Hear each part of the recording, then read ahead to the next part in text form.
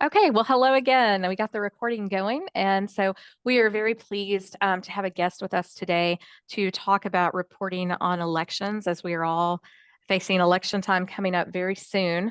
And I know that students across the state are prepping for how to cover the elections that are happening in their counties. So I want to introduce to you Natalia Contreras. She is a very good friend of TIPA. She covers the nuts and bolts of election administration, voting policies, and voting access for VoteBeat in Texas, which VoteBeat is a nonprofit news organization that's committed to reporting the nuanced truth about elections and voting at a time of crisis in America. So Natalia has covered a range of topics as a community journalist, including local government, public safety, immigration, and social issues. Uh, Sorry, I'm still letting people in. Okay.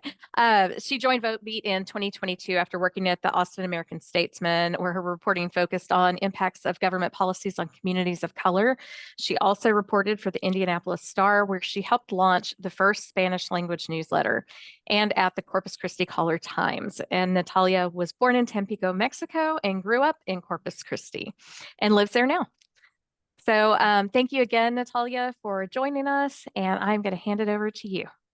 Thank you so much. I'm so excited to be here with everyone. I love TIPA. I was a former community college student who attended TIPA, and I love that experience every year, learning from so many people. I don't know about y'all, but every time I went to TIPA, I just got so inspired by students in other schools and what they were doing, and feeling like we could be doing something much better than what they're doing, and feeling very competitive. And so it always kind of like made me feel really excited and ready to come back to school and do really cool things. So I hope that you all are getting a lot of good stuff out of it, and that it helps you in your career. It helped me in my career. So I'm going to share my screen. Hang on one second. And let me know if you're able to see it. Can everyone see this? Yes, we can see it. Okay, let me just do the full slideshow. Okay, is that better? There we go. Yes. Okay. So yeah, so I work for VoteBeat. VoteBeat is a nonprofit newsroom, as Julie was saying.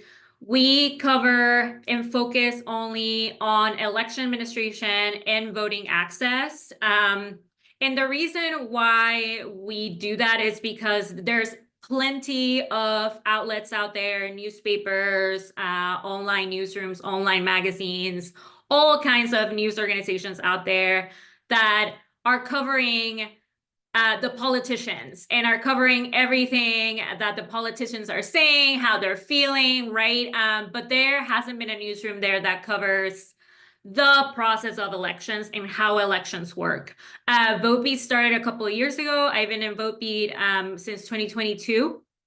And I've been covering how elections work in Texas, and election policy and voting policy. And the reason why we focus on this is because we believe that whenever voters and just the community in general are well informed about how elections work, then we can feel more confident about the process, that we can trust in the process that we have and in our democracy, and that we'll be encouraged to participate in the process.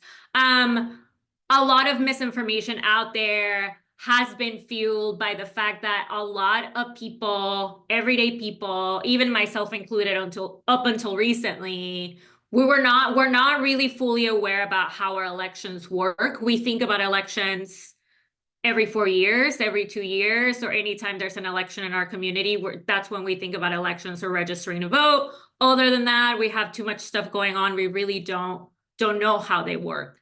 And so VoteBeat is here to kind of like really dissect the elections process, hopefully in a way that people understand it. And even though we don't cover politicians as closely as other politics reporters might, we still do hold elected officials accountable. I just wanted to share a story that we published today. VoteBeat is a newsroom that also collaborates with a bunch of different newsrooms. We collaborate on a daily basis with the Texas Tribune. The Texas Tribune publishes all of our work, and that is very helpful for us because then we have the legislators reading our stories constantly. Some of our stories have gotten cited on the Senate floor, on the House floor during legislative sessions. So it's really helpful that we collaborate with other newsrooms. Our stories are free to republish. But anyway, I wanted to share this story that we worked on with ProPublica that was published today about Governor Greg Abbott. I don't know if any of you are familiar with this, but he released in August a number of like more than 1 million people that were removed from the voter rolls. I don't know if anyone here saw that headline or was curious about what that was. He not only said that 1 million people were removed from the voter rolls, but he focused on the fact that they were more than 6,000 alleged non-citizens that had been removed from the rolls. And so our investigation just looked into the numbers, exactly what they mean. And it turns out that the governor misled everybody. That number is not that big. And so we kind of like dig into the implications of putting out information and election information like that without context and how confusing it could be, the implication it can have on voters. Another example I put on here, since our reporting is, like I said, so much focused on this specific part of the process on election administration, we have done some reporting that not a lot of outlets have done. And so that has put us in a place where we have been able to also work with really amazing podcasts like This American Life. So one of our stories was featured in This American Life, which was amazing. I don't know if you guys like This American Life. I've been a huge fan, so that was so great. And like I said, we collaborate on a daily basis with the Texas Tribune. And so I'm also able to work with reporters from different newsrooms and have that experience. And so I've really enjoyed my time reporting at VoteBeat right now and covering elections. It's super busy right now, as you can imagine. So I want to get into some of how elections work in Texas. And I'll get into why this is important for you if you are going to be covering the election, and how this can help you combat some of the misinformation that can spread really quickly in this day and age of, so many social media apps and, the internet in general. So how elections work in Texas and who is in charge. This is the reason why I was asking all of you which county you live in or where you go to school, because elections are very, very local. So every county has an elections administrator, a county clerk, or a tax assessor collector. And so the first thing that I would do if I were you today or this week, tomorrow, tonight, at some point during this Zoom call, if you want, is figure out who runs elections in your county. It could be an elections administrator, and what I would Google would be the name of your county elections or the name of your county elections department. But that is the first thing that you need to do if you are planning on covering an election, is figure out who that person is. Like I said, some counties appoint an elections administrator who handles voter registration and running the actual election. Some counties put those duties onto the county clerk, and the county clerk will run the election, and the tax assessor collector, which is very interesting because that's the person that you pay your car registration to. This person also handles voter registration in some counties. And so those are the folks that you need to figure out who they are today and see if you can send them an email, get their contact information, make sure that they know who you are. Because these are the folks that handle election results on election night. These are the people that are running the show. They are running the election. If something happens, you need to know who they are so that you can call them and get a hold of them. And if you have questions, they would be the ones to know. Another good contact for everybody to have is the political party chairs. Each county has a Republican Party chair and a Democratic Party chair. Those folks, if you're covering a candidate, a political candidate, this November, if you are really focused on doing a story about one of them, whether it's a county commissioner, whether it's the mayor, anyone like that, the county party chairs can put you in touch with those folks, can let you know where they're going to be doing watch parties, you know, to see the election results come in. They're the ones that you want to get a hold of also right away so that you know where to find your sources, where to find your contacts.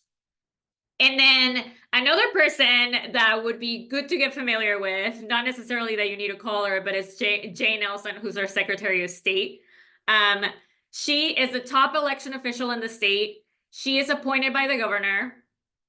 And even though she doesn't have any power, like any lawmaking power or anything like that, Jay Nelson's role is very important because her staff, she has a staff of multiple election law experts and election lawyers who are constantly in touch with the county election officials that I mentioned earlier. The party chairs are constantly also in touch with Jay Nelson's staff and Jay Nelson's office.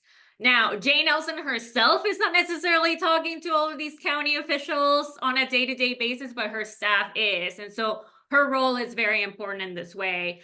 Also, the Secretary of State's website is where you'll see the statewide results coming in on election night. The Secretary of State's website is one of your best resources for election results statewide because the counties, each individual county, whether it's the county elections administrator, the county clerk, or the tax assessor, like I mentioned, all of them report the results to the Secretary of State's office on election night. The one county that you won't see results like right away, you won't ever see results right away for the large counties like Dallas County or Harris County because they're so big. Those results will probably start coming in like 1 o'clock in the morning, 2 o'clock in the morning. It takes time. But that's normal. There's nothing going on there. It's just they're very large counties and there's a lot of people and they have to get all of these ballots from all these different places. But the Texas Secretary of State's website, the Secretary of State's office is where you'll get your results, where you'll see updates of results statewide, and they'll give updates of how many counties are still left that haven't reported results yet, how many have done it, etc. So that's a good resource and a good thing to know for election night. If you just want to focus on like a local race or like the county election official, like I was saying, would be the best resource that you can have. So just keep that in mind as you get ready for covering the election this week. And it's got to be right away. I mean, we're only, I think, 20 days away or something like that. Okay, and now I also want to get into Texas election and voting laws. Just to kind of put it out there, how many people in this call like moved to Texas recently, are from out of state, or is everybody kind of like a native? Is everybody a native Texan? Yes. Do we have any folks from out of state? I'm like trying to see responses, but it doesn't look like it. Okay. Okay. Texas is, if you've never voted anywhere else, then you probably are like, okay, well, this is what it is. But people who move to Texas from somewhere else and try to vote here are always like, oh my God, I didn't know that, you know, it could be very difficult to vote here in Texas. But I just wanted to go over some of the basics voting and election laws that we have here. So Just like everywhere else in Texas, you must be 18 and a U.S. citizen to vote. And also you must be a resident of the county where you're going to vote. Okay. You must be registered 30 days ahead of the election. That deadline's already passed. If you didn't register by October 7th, you are likely not going to be able to vote. Is everybody here registered or tried to register, or anyone have questions about that? Also jump in if you have any questions. I don't mind. I don't mind that at all. So that deadline was October 7th. We do not have online voter registration in Texas. Texas is one of only 8 states left in the country that still doesn't allow folks to register online. We have to fill out a paper form, mail it in, or turn it in person. And then that form has to be entered by clerks at the county office. And so you can imagine how busy those folks are during the deadline, especially for a presidential election. We don't have online voter registration yet, and I'm also working on an investigation and a story about that, so stay tuned for that. Texas does require a photo ID to vote when you go to the polls. You cannot use your student ID, unfortunately, but you could use your gun permit, your license to carry permit to vote, but not a student ID. And then students can actually, you have a few options if you want to vote and you are registered to vote. You can vote by mail if you're really involved in your home county and you want to just vote in those races, those local races there. You can vote by mail. You qualify for that. Or you can register in the county that you live in right now and vote that way. Another law that you need to remember is that phones are not allowed in the, phones are not allowed in the polling place. So no selfies, no photos are allowed while you're inside the polling location. So please try to not do that. Try to not get in trouble. There are election judges, election polling location supervisors at the polling locations that have a lot of authority and can kick you out and prevent you from voting if you break any of these rules. So just no cameras, no cell phones inside the polling place.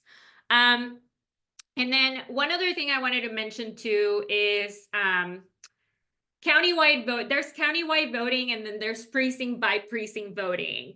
A lot of counties, more than 90 or so, have countywide voting in the state. And what that means is that during early voting and on election day, you can vote at any location. You don't have to worry about voting within your neighborhood. You could just vote at any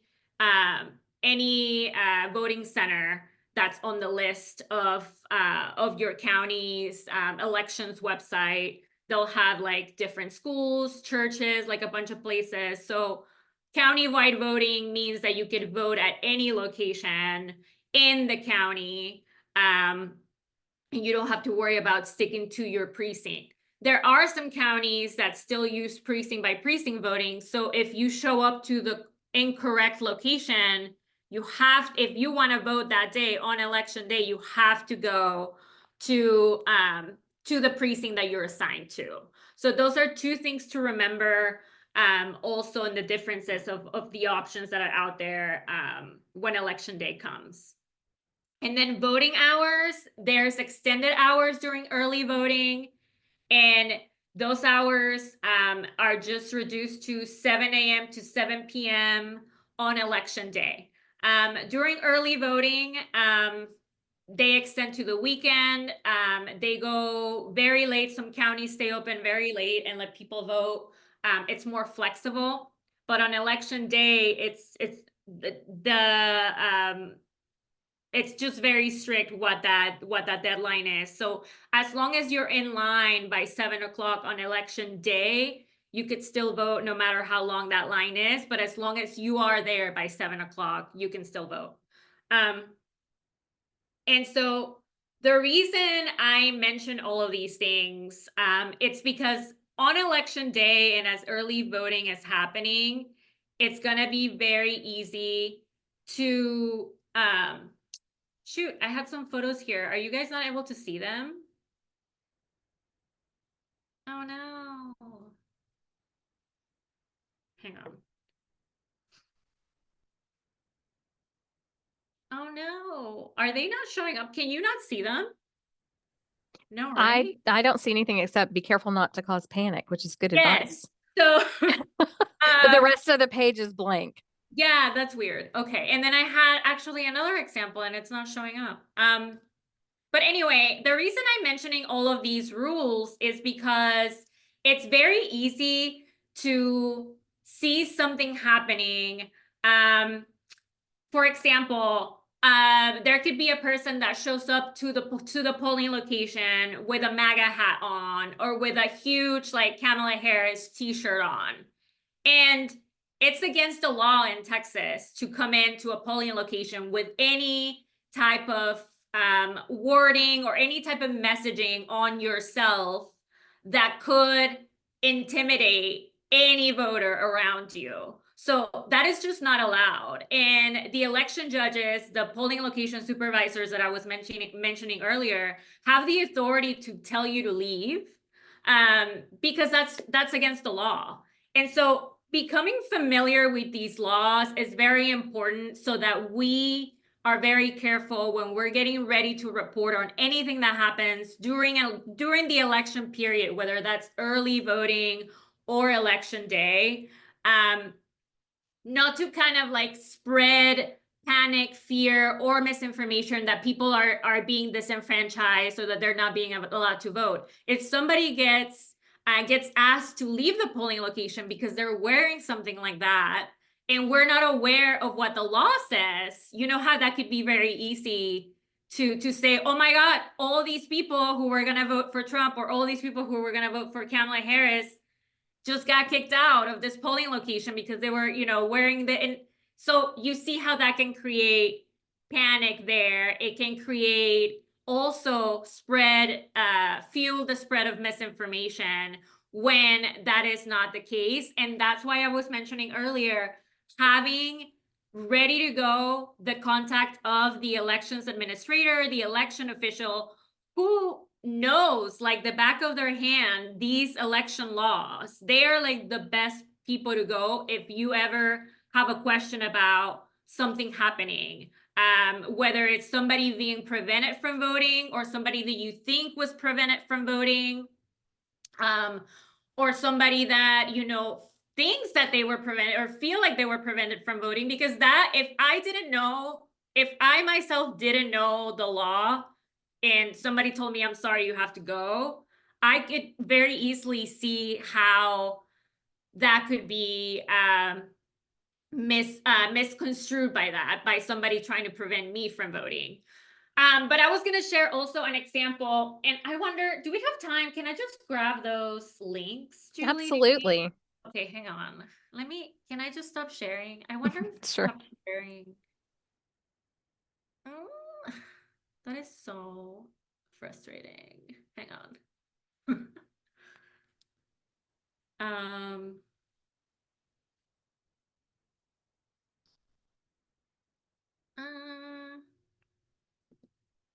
okay. I think it's really fascinating that you Oh, could get kicked out for wearing that. yes. Isn't that super interesting? Yeah, that is so weird. It's not showing here. Oh, they're not. Why isn't it showing up? I have that photo here.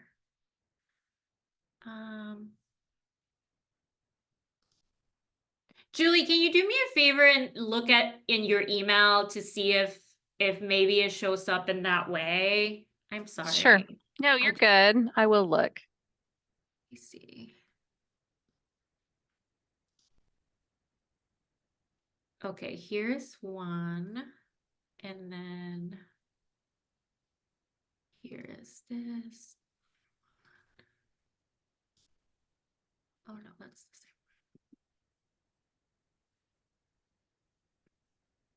Oh, I'm seeing it. So let me share mine. Yeah, let me share my screen. Okay.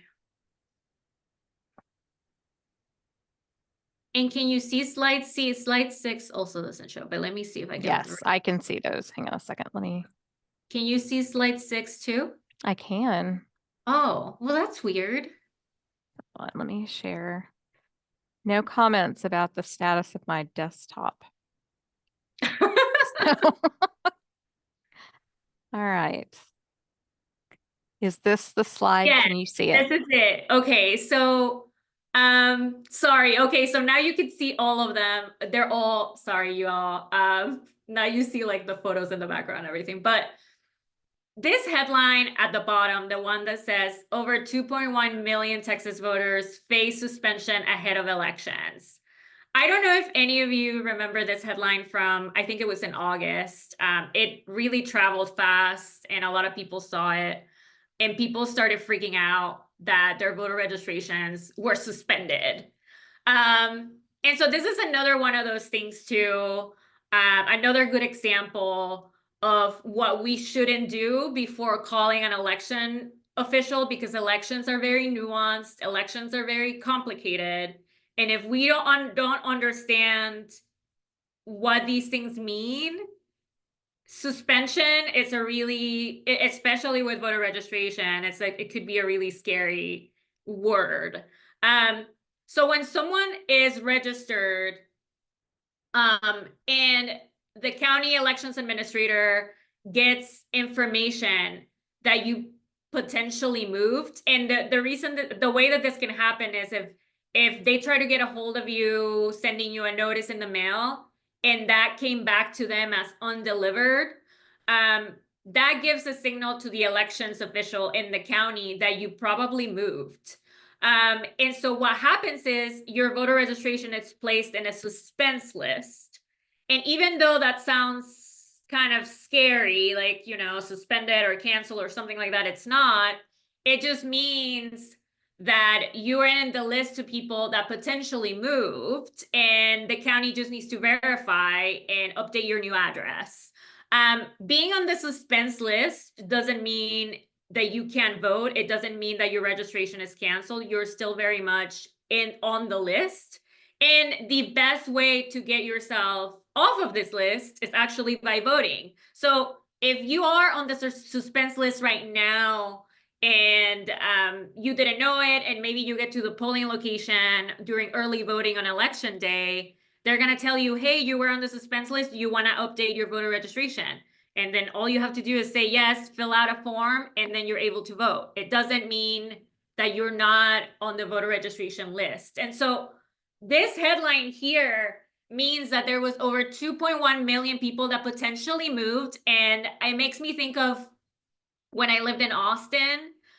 So many people in Austin live in an apartment complex, or one unit in an apartment complex for like 6 months, and then they move to the next one, and then they move to the next. So people are constantly moving. And so this is what I mean about being careful, taking a breath. And if there's something that seems concerning, or there's something that you really don't understand, your sources are going to be, even the county, even the party chairs, the Republicans and the Democrats, those folks are very involved in elections, and those folks also know the rules very well. Even those folks can help out, but mostly the county elections administrators. And don't ever be afraid of letting them know that you don't know something. As a journalist, the best thing you can do is tell your sources, tell people when you want information, like, look, and this is what I do till this day with my sources, and I think they like it because they talk, like, they answer the phone. I tell them, look, I am not familiar with this. I don't run elections. I don't know anything about it. I want to understand, and if you help me out, hopefully we can help out the public, which is our goal as journalists, right? Better understand what all of this means. And so there was another headline, the one from Denton County, that also freaked a lot of people out about a bunch of a group of residents that were challenging voter registrations in that county. And challenges to voter registration in Texas are allowed. So I can, if I want to, I can challenge Julie's voter registration and I could just tell the election official, hey, I think Julie moved, and so you should cancel her voter registration. And it's not going to be as easy as me doing that. There's a process in Texas in place that protects Julie's registration and that protects her from having someone just claiming something and getting her kicked off the voter rolls and her not being able to vote. There's a process in place for that. And so if you go to the next slide, Julie, here's an example of how we at VoteBeat covered this topic. I called my sources, the elections administrators, and I talked to them about all of these challenges to voter registrations that were happening. And they were like, look, yes, a lot of people are challenging voter registrations, but we are not, like, there are protections in place. We are not just hitting like a delete button and deleting people. That's not what's happening. Federal law protects voters, state law protects voters. So we want voters to be sure that we're not just like deleting people left and right from the voter rolls, if that makes sense. So this is an example of what kind of just doing some reporting, taking a step back and trying to really understand what something is, especially when it comes to elections. It can really, really go a long way to prevent causing panic or spreading misinformation.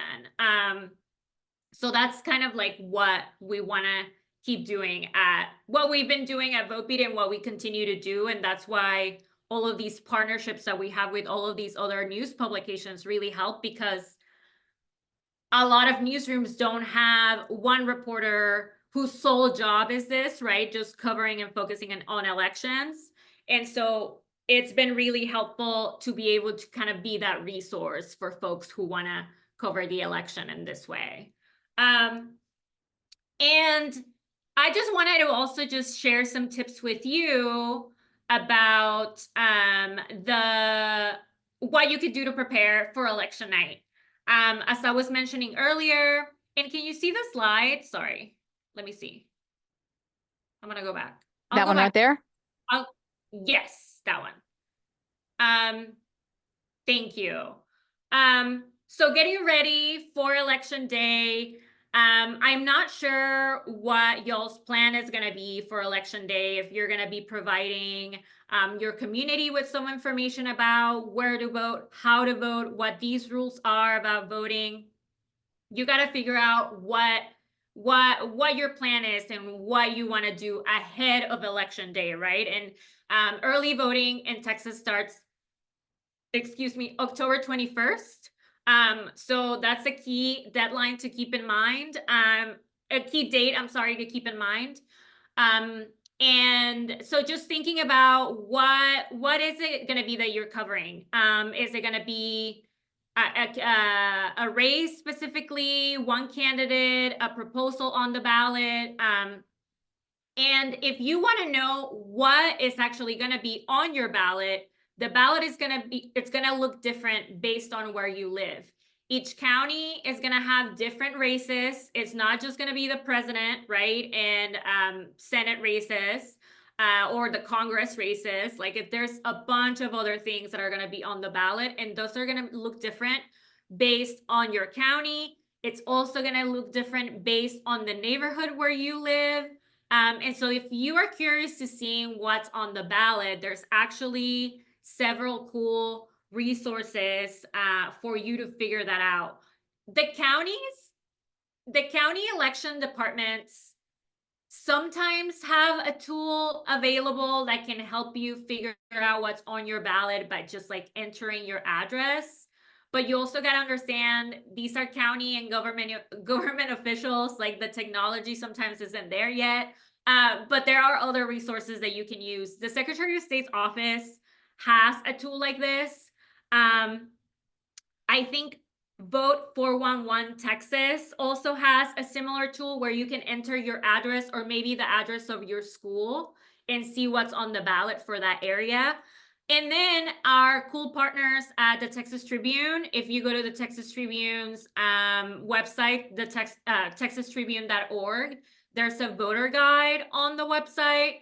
You check out that voter guide. It tells you everything you need to know about voting, but it also has that really cool tool to help you look up your ballot. So just type in your address and it'll tell you the races that are on there, very local races. If there's like a race for mayor or for, you know, a precinct in the city, etc., like you'll find all of those on there. So those are always really helpful because if you are an engaged voter, you want to be ready when election day comes. And so a lot of people in the community feel that way and they want to know who they're voting for.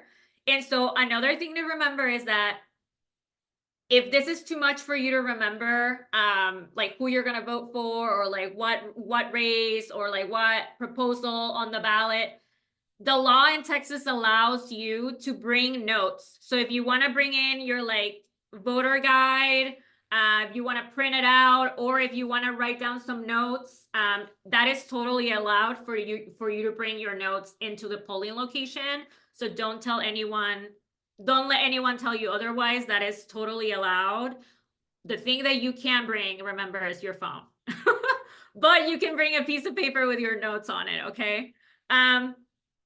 Another place that also had the voter guide is the League of Women Voters. They have chapters all across the state. And they also have very localized voter guides, and they ask candidates a bunch of questions. That one is also really helpful. As you get ready, like right now, this week, or in the coming week, you also are gonna want to start talking to voters and start talking to voting advocacy groups. These groups are like the League of Women Voters. Also, there's another group called Common Cause Texas. They follow a bunch of issues around the state. They'll be monitoring for any issues at the polls, if that's something that you're interested in covering too, anything that happens at the polls across the state. Common Cause is another good advocacy group to get a hold of. And then there's another group called Move Texas. There's another group called Jolt, I believe. That's also a voter advocacy group. There's a lot of voting advocacy groups out there. These are the best folks that could put you in touch with voters themselves. You, of course, can talk to voters, right, in your community. You know, find them at your school. You can find them, I don't know, wherever you go hang out when you're out in your community. Those are the voters. But if you are looking for someone who may be facing a specific issue or a specific hurdle when voting, some of these voter advocacy groups can really help you out in putting you in touch with one of them, or giving you that perspective that you might be needing. Like if you maybe want to do a story with an angle of voters with disabilities, there are advocacy groups out there with voters for voters with disabilities that you can reach out to.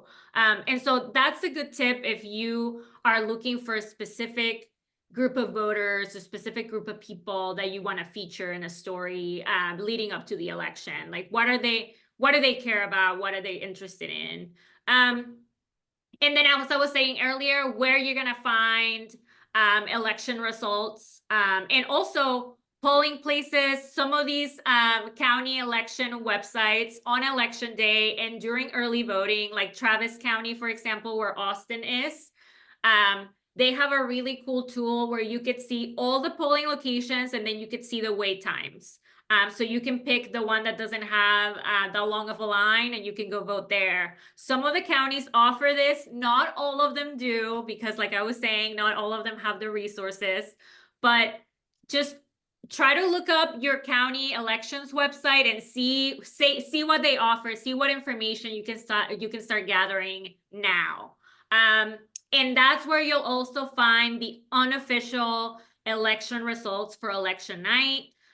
Those county officials will probably also let you come in if you want to come in to their office and talk to them on election night. They usually are ready to welcome media at 7 o'clock who want to know, okay, how did the election go? Were there any problems? You know, how are things still going? Are you guys still counting ballots? So at 7 o'clock on election night, they'll also probably be open to have you there to answer any questions for you if you want to do that in person.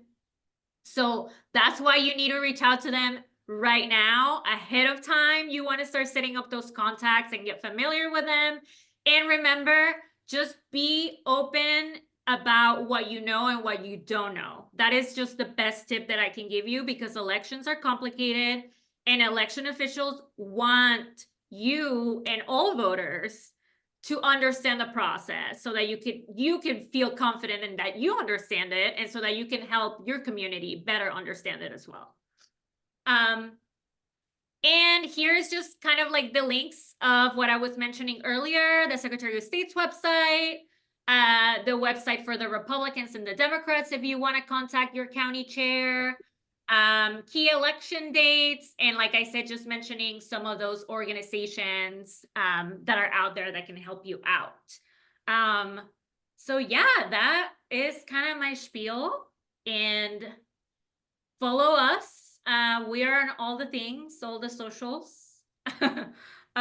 So give us a follow, but if you have any questions, I will do my best to answer them. I know that was a lot, y'all, so. Thank you so much, Natalia. If anyone wants to drop their question in the chat, or I have a go ahead. question. Hi, good afternoon. Hi. Thank you so much for giving us that excellent lecture. I really liked it. It was very informative.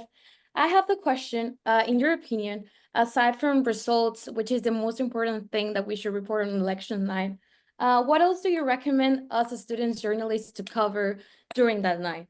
Like, what else would be of relevance for us to inform that night? So what I should mention is that, and what you should expect and be ready to write about this is a very I guess contested election, right? So people are going to turn out. So there's going to be long lines.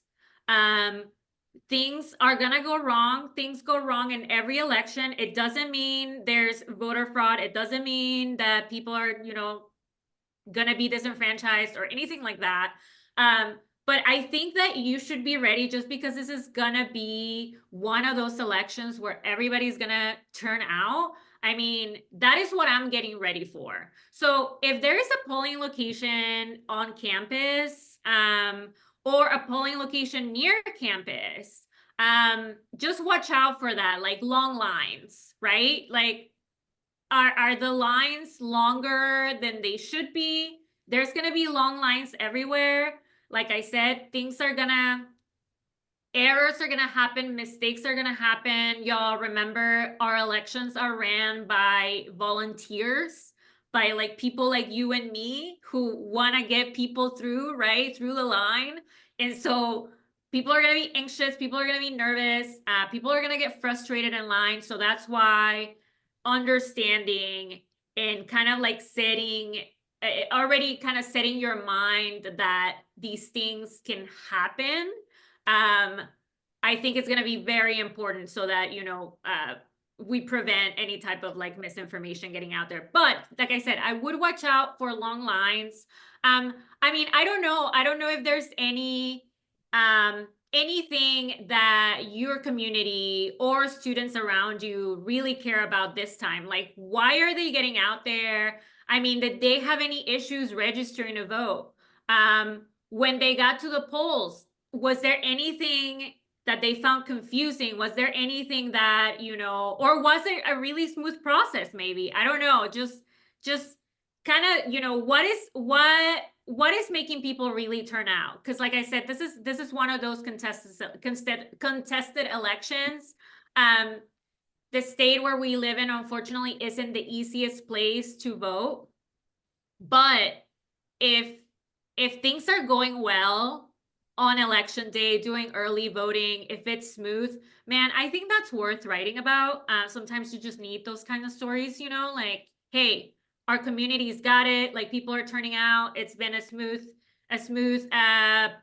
process of early voting. You know, what can people expect for election day? Maybe also getting folks ready about what they should know.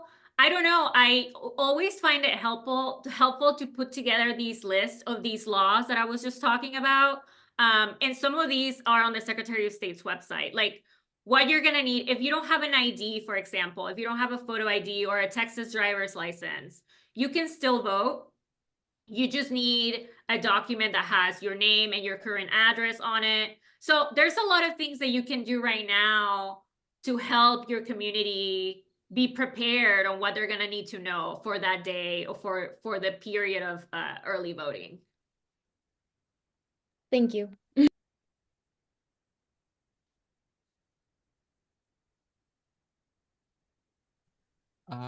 Question is, what balance, or how would you recommend finding a balance between local, smaller elections and the presidential election?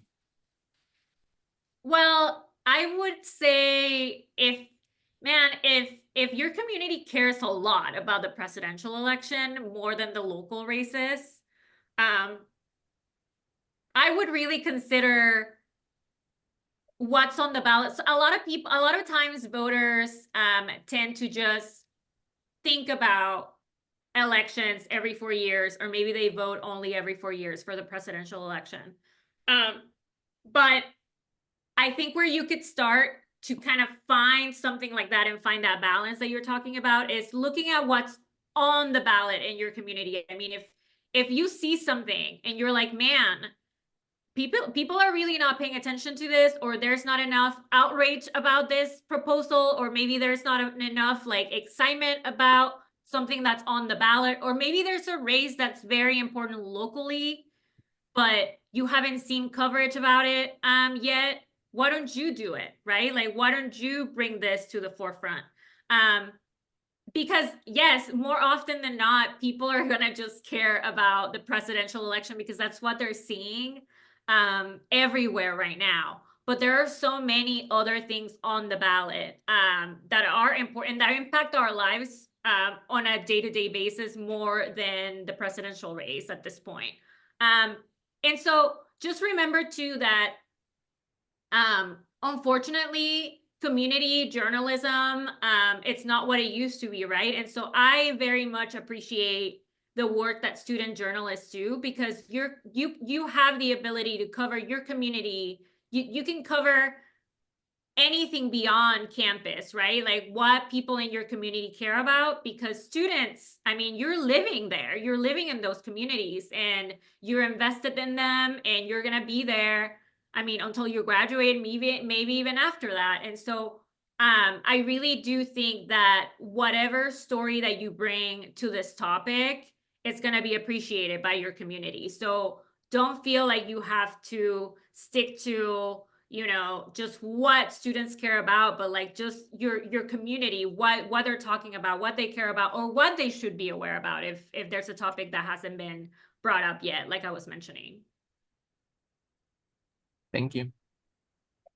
I have a question. Yes, hi. So what are some ideas or tips you will share when covering elections through social media? Because obviously everyone uses social media, and that's a good way to share the news that are happening. So what are some tips you have? Okay, so some tips, just be very careful, right, on social media. You got to be very careful not to share any type of like post that's going viral, unless you really can confirm that what's on it, right, it's accurate, it's correct.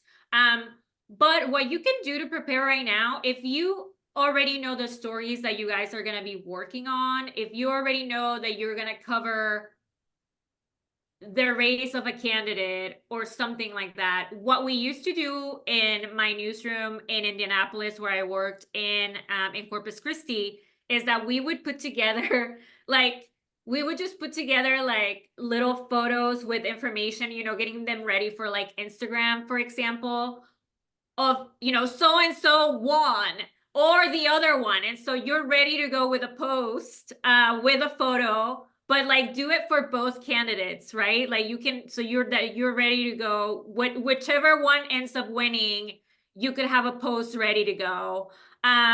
You can also make sure that if you want to start reporting on election results or the wait times, remember that like the lost opportunity for voting on election day is going to be 7 o'clock. So maybe just kind of have those time frames already set up with the update that you're going to be giving your audience. So like at 5 o'clock, how many people were in line at this polling location? How many more are left? 2 hours later, what's going on? But kind of, and if you are going to cover the entire day, like I used to when I worked at the community newsrooms, we would start at 7 o'clock. We would start telling people at 7 a.m., there are no lines at this location that's really popular and really busy. Like we were already prepared to look up and call election officials about like, how's it going? Are all the polling places open? Is anyone having any type of issue? But you want to kind of like time them out, and whatever you can get ready right now that, if it has to do with photos or posts that you can get ready for social media right now, I would just do that instead of doing it last minute that night. Unless you're like me and you want to just leave it for the last minute, that's fine too. But Thank you.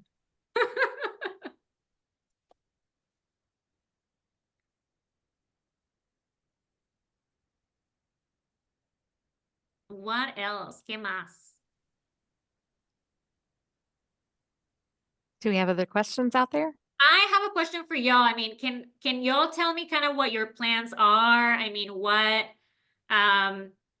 you want to do for the next couple of weeks. I want to have a better idea. And also I'm gonna just share that both BoatBeat and the Texas Tribune, since we are nonprofit newsrooms, our stories are free to republish.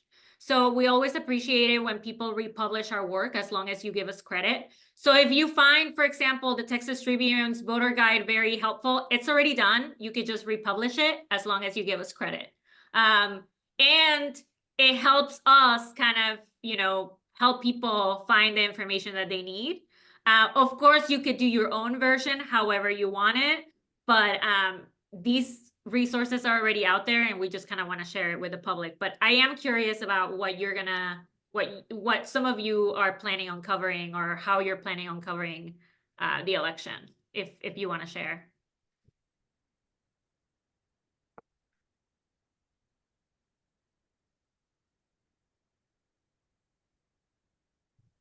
Hi, so my name is America and I work for Post Magazine at the UTRGV here in Rio Grande Valley. And something that we're thinking about for covering elections is we're gonna do reels for social media. But the way we're gonna do it is we're gonna go back to how it was the Draw My Life trend for YouTube videos. So we're Okay. gonna ask professors about what the electoral college is and to explain it to students, because I think that is something that a lot of students might not know about. So we're gonna be using the professor's voiceover, and then we'll have our graphic designers do visuals as well for That that. is awesome. And so you guys are doing that like ahead of time? Yes, so we're I gonna love that. do a series about it, and we're gonna publish one for early voting, have a checklist for it as well. So it's gonna be before election. So cool. Okay. I love that. Anyone else want to share? And I want to see that, by the way. So I want to share what we do usually. yes, go So I ahead. work for the radio newspaper here in UTRGV, and what we usually do is that we cover what's it called? The debates that Oh are yeah. happening prior to the elections. And during elections night, sometimes there's a lot of candidates that have their watch parties here in the Valley. So we go out and cover those. And it's a perfect opportunity for us to interview people, voters, and interview even the candidates if they're present.